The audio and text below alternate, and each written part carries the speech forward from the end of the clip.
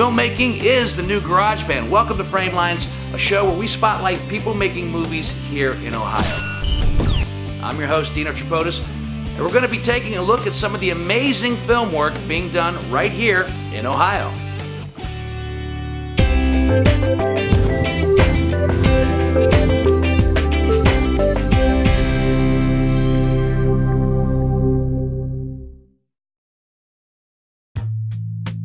Framelines is brought to you in part by Zabo Lights, the new LED lights for your production. Tape Central, providing your media needs. Production Partners Media, affordable media solutions.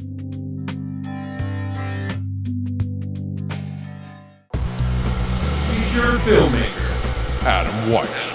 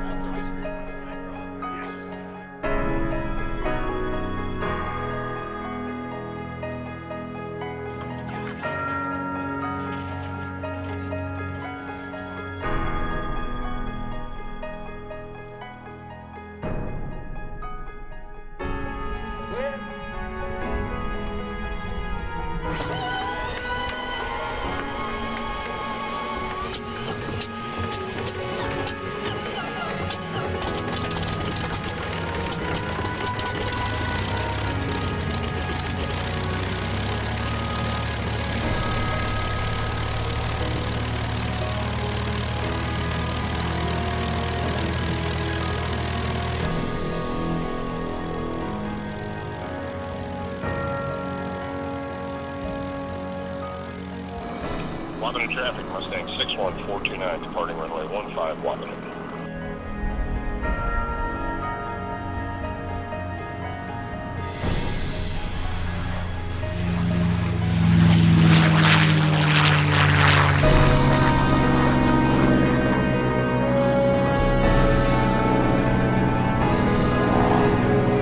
Initially got involved in doing filmmaking by going to Wright State University, which had a great theater arts program, and then attached to it was a pretty good motion picture program, and grew up through that. And while I was there, the nice thing about Wright State is it sort of encouraged their student body to go out into the world while still in school and do freelancing. So the alumni would work on undergrads' productions, so you weren't just learning from the students, but you were learning from the undergrads and the graduate students that were already out there, and learning how to gaff from working grip and electric people that were down at the time HDI or whatever, and grew from there and started working in the industry. It was a nice transition where other people were leaving college and going, what do I do? When I left college, I was already working, which was nice. Mostly the emphasis through Wright State that I was doing was cinematography and lighting, and that's sort of how I grew up and still maintain. I've been on everything. When I was at school, actually the larger jobs I was on, I was working on special effects with the Lombardis, who did Con Air and way back in the day Apocalypse Now. So it was an amazing summer of doing earth, wind, and fire effects on set and blowing things up, and then I came back, finished school, and then maintained the route going through cinematography, and ultimately got trained in Steadicam. In getting trained in the Steadicam is a camera system that involves a harness, a vest, an arm, and it suspends the camera away from the operator's body, so you can do walking, running shots and have it be smooth. And it was invented in the late 70s by Garrett Brown, used for the first time in The Shining for great hedge maze sequences, and then is used on every motion picture and major television show out there now to give it much more of a glossy look with a faster pace. ER is a prime example of a show that has used heavy Steadicam during it. In working through production companies in Cleveland, I was able to direct a little bit of like some real estate programs and a couple of commercials, things like that. It was about 10 years ago that I started getting involved in aviation. And the first film that I did was called The Restorers in 2002. And that was a 1-hour documentary about people nationwide who restore old warbirds and vintage aircraft.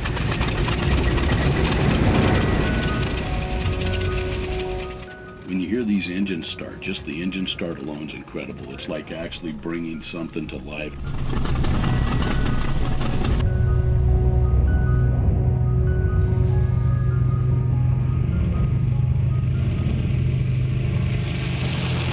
I directed and produced it myself, fundraising along the way. And I had never made it outside of college. I had never made a documentary before, much less one with an enormous amount of travel and about aviation. And the material that we were doing, I had learned enough that I had no reputation going into that. So in the fundraising aspect of it, I could not rely on my name as it. So it was decided early on by myself to shoot it on motion picture film rather than HD and just let the work stand for it. So when I would approach somebody for some fundraising, I said, don't look at me, look at the work. And it's not a documentary about, marbles or anything. It's a opportunity that you can get up at dawn and shoot some pretty sexy material of old P-51 fighters cranking up with the sun coming up over them. You got some chance to actually do some damage. And that was the first film that I did, and eventually it got on PBS nationwide. While we were shooting The Restorers, there was a P-51 Mustang that landed at the airport we were filming at, and we met those folks, and it was a red tail Mustang. And the red tails were that was the painted signature of the paint scheme on their P-51 Mustangs for the Tuskegee Airmen, the first black fighter pilots in the U.S. arsenal. And that program, as we got to know them more, it dawned on us more and more that that might be an opportunity to do a story. And that inevitably led to me doing Red Tail Reborn in 2007, which was a story of the Tuskegee Airmen, as well as the story of this program that has dedicated money, time, and one of their lives trying to tell the story of the Tuskegee Airmen. When we did The Restorers, it's broadly about people who restore old aircraft. Just by sheer numbers, World War II airplanes outnumber most everything else out there just because so many of them were made. And it's sort of at the pinnacle of technology where moderately ordinary people can still work on it and get a grasp of it, where it's advanced versions of working on an old car, where pistons and spark plugs and cylinders and all that.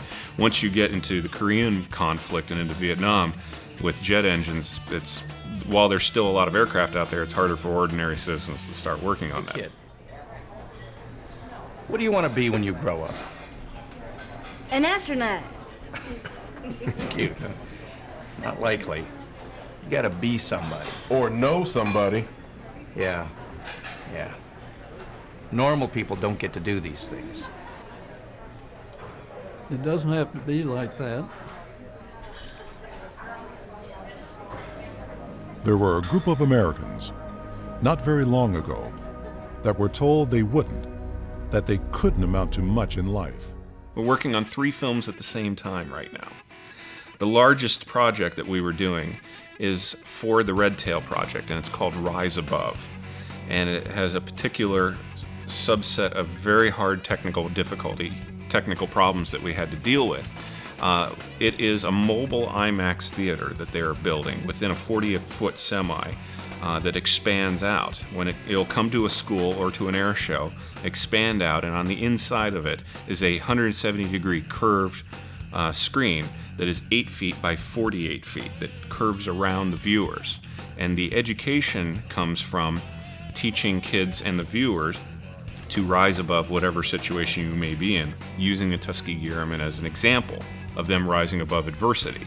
And at the end of the film is a 10-minute flying sequence that we shot with a 180-degree lens to put the viewer in a Mustang formation with the Red Tail Mustang, which we just got done editing. We shot it last for 3 months, sent it for processing. It has to be digitally something by the people who are building the theater. We kicked it out the door 2 days ago. I guess the reason that I got into film would be one of the reasons why I initially did the first Restorers film. That I had always grown up and been interested in airplanes and going to the Cleveland Air Show and hearing the jet teams. And then after college, I started going to older air shows and seeing B-17s and P-51 Mustangs all dragged out and flown in front of the crowd. And people were looking at these, and I had personally watched a lot of PBS and the History Channel, and I didn't know the stories that were coming out about these Mustangs. And what does the crowd think? Where do they think that these came from? That they were pulled out of a barn and oiled up a little bit? That there is an enormous story that was about that were associated with those airplanes. And the fun for me would be able to, in a dramatic, informative way, talk about the stories of those airplanes. And by virtue of telling those stories, tell the stories of the people involved, to tell the stories of the humans that were associated with the planes, because airplanes are just pieces of titanium, steel, and aluminum. But what they're able to do is facilitate a much greater story of all of the people that flew them and designed them, which is the fun in it for me, to be able to relay the stories and the experiences that I have meeting these people, to be able to tell those stories to a much greater audience, and that's the fun in it for me. Video this, video that. Who says film is dead? We put our spotlight on Kodak's film seminar at Bowling Green State University. What I do for a living is I service and support the motion picture industry throughout the eastern half of the Midwest.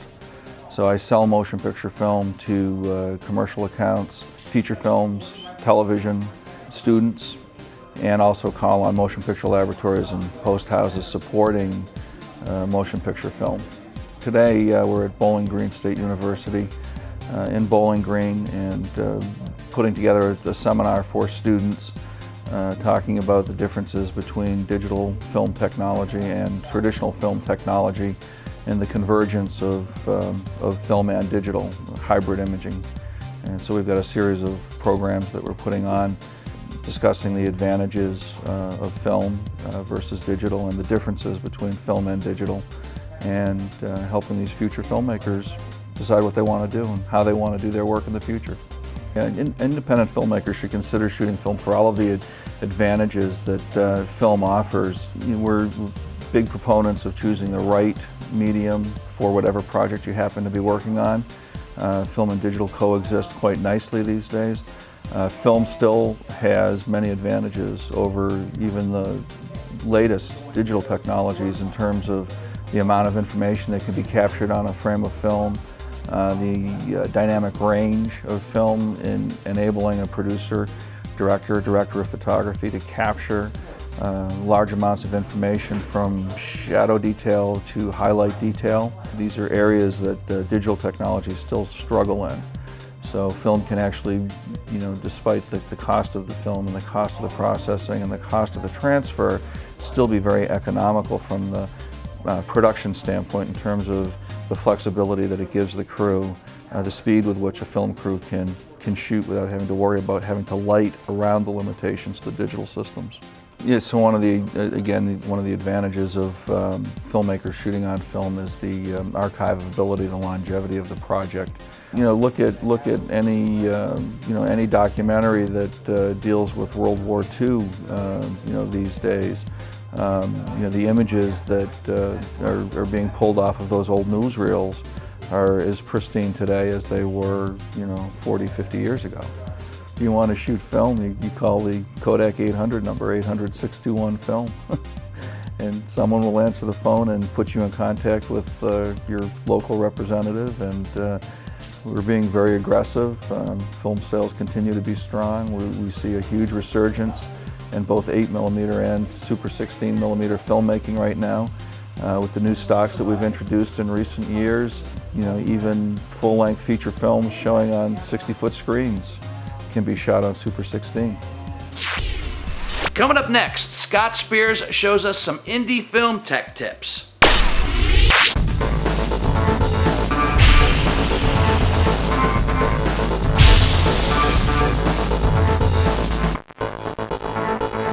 In this tech tip, we're going to talk about white balance. What is white balance? Well, it's a calibration or a setting within your camera that tells your camera whatever you're showing to it at that time is white. So you can hold up a white piece of paper, it could be a script page, whatever, and hit the white balance button. And that will tell it, hey, this is white, so it'll know that my skin is flesh tone, pink flesh tone. This folder is red, this tennis ball is green. So if you white balance on something else, say this red folder, it would actually skew the color balance. Let's take a look at it if we did white balance on this red folder. So you can see now we've white balanced on this red folder and it's totally skewed the color spectrum to where I now look like the Hulk. So if you want to go for that kind of weird green fluorescent look, this might be a way to do it. So now look, we've white balanced on a blue gel and it's shifted toward the warm spectrum, kind of a gas lamp feel or a fire lamp feel. But there's all kinds of experimenting you can do with white balancing to get different looks. With white balance, you're dealing with the visual spectrum of light. And for filmmaking, the two biggies you deal with are 3200 degrees Kelvin, which is a wavelength, a long wavelength, which is warmer, and daylight, which is a cooler, bluer wavelength of light. Those are your two basics. One of the reasons you might want to play with white balance is to create a day for night look, where you actually balance the camera on something warm to give a blue look and underexpose a little bit to make it look like it's night. Now, one of the things you don't want to do is pan up toward the sky. It's a dead giveaway that you're shooting day for night. So you have to do specific angles for day for night. One of the most common mistakes is when you're shooting outside, you forget to white balance, you end up with this blue overcast look. Here's an example of a scene that's improperly white balanced.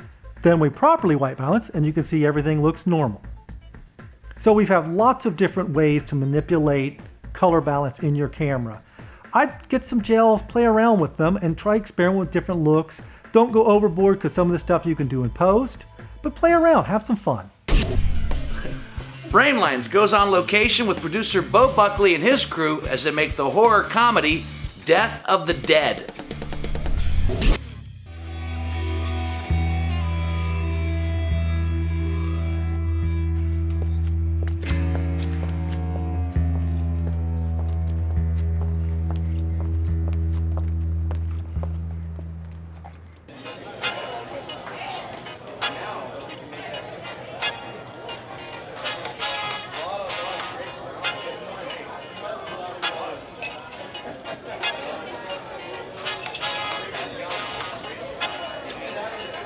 Anyone gonna buy me a drink?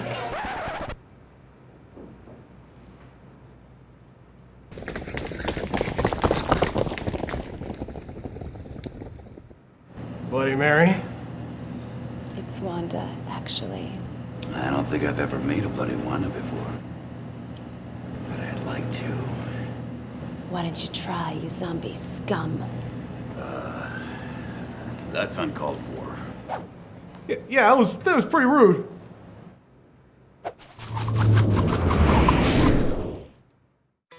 Death of the Dead is a zombie comedy movie shot on a very low budget. It's kind of a mix-up between airplane comedy meets 28 Days Later meets The Karate Kid on the budget of like a used car. That's pretty much what we had to work with, but that's kind of what it is in a nutshell. We shot it in Cleveland, Ohio. We have an associate, Ray Such, that was telling us about this martial arts student that he had. Gave us an idea of how cool it would be to have this young girl martial artist that could really kick some zombie butt, and thought it'd be very, very funny. I'm from Ohio too, so it kind of was natural that we would shoot it here. I am the writer and the producer. I came up with the idea. We did a search for directors, and Gary King responded to one of our ads. The production went great. I thought Gary did a great job. We had a great working relationship, and so when we did Death of the Dead, we felt really comfortable going back to him. We had our DP, camera operator, Steadicam operator. He was all in one. We had a guy doing sound and boom named Rick Gizzy, and he was kind of all in one, self-sufficient, walking around with his equipment and his boom pole. One art department person. We had a wardrobe person who was in charge of all of the different geese that we had and stuff.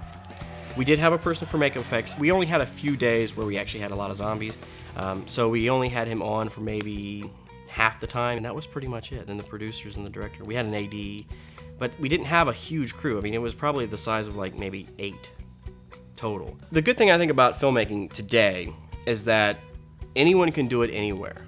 I think digital technology has allowed just about everybody to at least make an attempt to be a filmmaker. So you don't have to live in LA, you don't have to live in New York to have access to the resources to actually make a movie. When I started, film school was the way to go. Now, with all of the resources on the internet, all of the accesses to digital technology and everything else, I think anybody can pick up a camera. It's kind of a good time to be a filmmaker if you're trying to learn. It's also a time where everybody can become a filmmaker, so you have a lot more competition out there now. Christina Rose is the lead actress in Death of the Dead. What we were looking for was someone who had some stunt ability or some dance ability, because the character is supposed to be a martial artist. She did an audition and was doing splits and doing all types of kicks and stuff, and she has these little subtle nuances that she brings in. There's a little look here, a little smile here that really, I think, brings out the heart of that character. And the scene where her master is lying there injured, she starts to cry, and it's not in the page, but she felt that that character would cry there at that moment, and it was something that she and the director had worked up, and it works really, really well. In sort of a ridiculous, funny scene, she's crying and sobbing, and I think she did a great job. Jack Abele is also the executive producer, a friend of mine. I've worked with him before. Sort of made him our low-rent Leslie Nielsen kind of character. This is kind of the first time he's actually done comedy. He likes to do more serious things. He was very much insecure about it, taking that sort of serious behavior and making it funny. To him, his role was, I'm going to be an action star. I'm going to get to fight zombies. I'm going to be doing high kicks, and he was practicing all this stuff, and he'd been working out and all this. And I'm like, no. William Lee played Evil Sensei. Jack's character is old, is sort of feeble, is doesn't really have martial arts ability, and we wanted somebody who was the complete opposite. William Lee is black, he's a big guy, he really knows martial arts, and so putting those two together was like, complete opposites, and that's what we wanted the dynamic to be. For the extras and the day players that we had, they were all basically local actors that we had brought in. I mean, we worked with, on a typical day of Death of the Dead, I mean, there wasn't a whole lot of time to sort of hang out and do things. We had to kind of get right into it because we only had 12 days to shoot it, which is really short for a feature. And we would go through the end of the evening and talk about the next day's shoot, and we would go over how it was going to be shot, and then we would go in and we would just kind of shoot based on that schedule, and the AD would kind of keep us moving along. It worked out. I mean, we wrapped early almost every single day, and we had quite a bit of like fight scenes and stuff, which is with one camera and basically no choreography and things like that. It was pretty remarkable to be able to finish ahead of schedule. I think everybody was just real relaxed. There was no, we got to get this done and this is going to be serious and you got to cry at this moment. It was like, we're just having fun. We have offers for distribution for international. We've got offers for DVDs. It's just now about finding the right person for us to actually take the film. The thing I like about Ohio is that a lot of these filmmakers will come together and they will share resources or share abilities. My advice to an aspiring filmmaker is be realistic about it, be passionate about it, and keep making movies. Peter John Ross hosts a roundtable discussion on film and criticism. How has the criticism itself been affected by the internet? Well, if anybody can push a button and publish a review, then it's just this whole issue of the blogosphere that everyone's facing, which is anybody can publish anything, anytime, and someone is going to read everything, and someone is going to believe everything, and take that point of view as rote, See, I think that's a good thing. I think it brings, you know what? You can't invalidate somebody because they don't have experience. And their opinions. You can't validate. I think it opens up criticism to everybody. And anybody, if you want to write, and you can go to, myfilmreviews.blogspot.com and make it up. On Amazon.com, right. Netflix, Right. Blockbuster's website. And it's up to the user to read that. And you can read things and be like, this guy can't even form a sentence, and his grammar's all over the place, Right. and he's an idiot.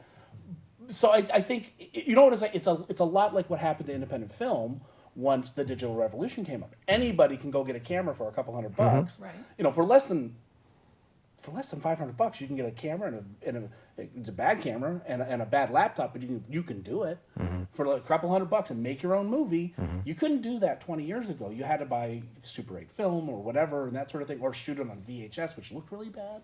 But nowadays anybody can do that. It opens up to everybody. I think the same thing with critics. Anybody can review.